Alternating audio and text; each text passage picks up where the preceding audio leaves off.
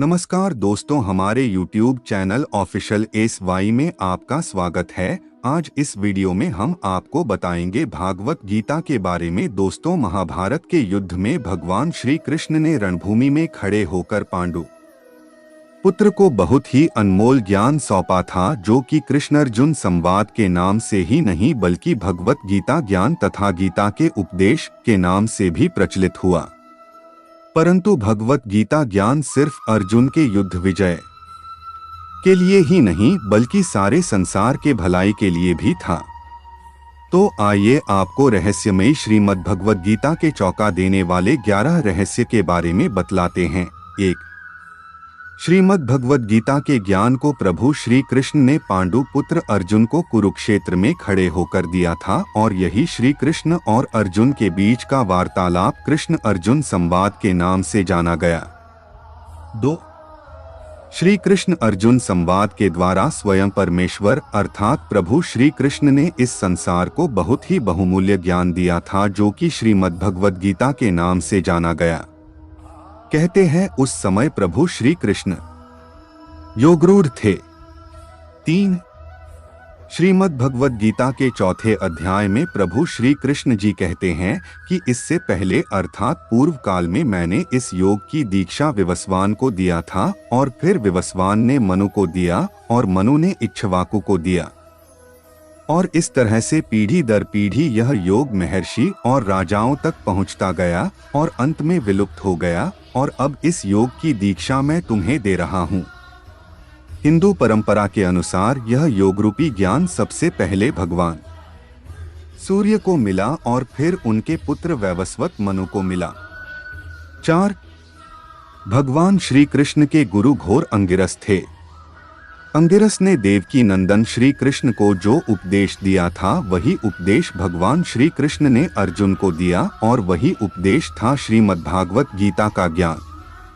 छांदोग्य नाम के उपनिषद में इस बात का उल्लेख किया गया है कि प्रभु श्री कृष्ण अंगिरस के शिष्य थे। 5.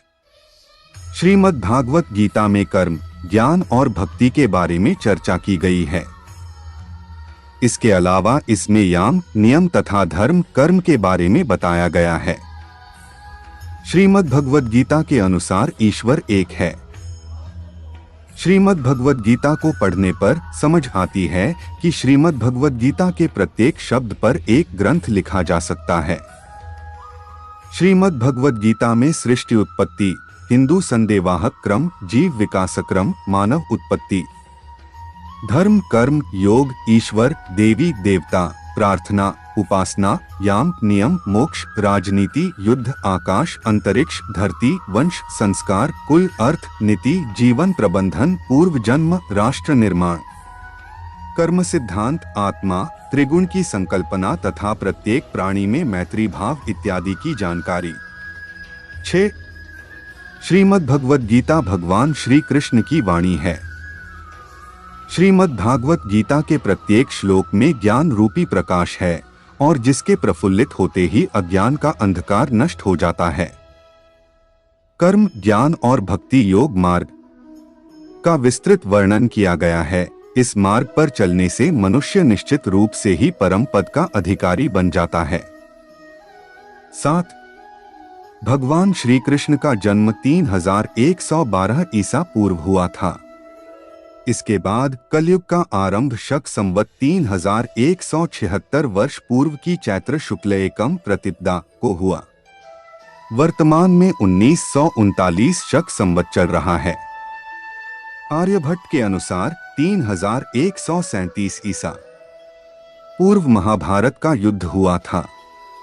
महाभारत के युद्ध के 35 वर्ष बाद भगवान श्री कृष्ण की मृत्यु हो गई और तभी से कलयुग का आरंभ हुआ। भगवान श्री कृष्ण की मृत्यु एक बहेलिया के हाथों हुई।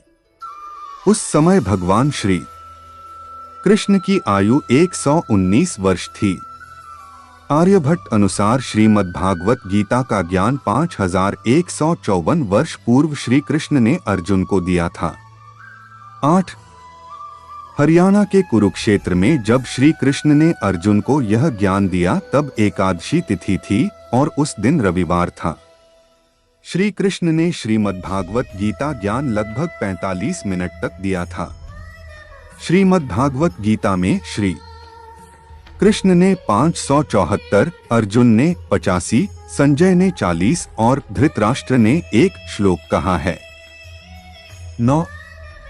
श्रीमद्भगवत गीता की गिनती उपनिषदों में की जाती है।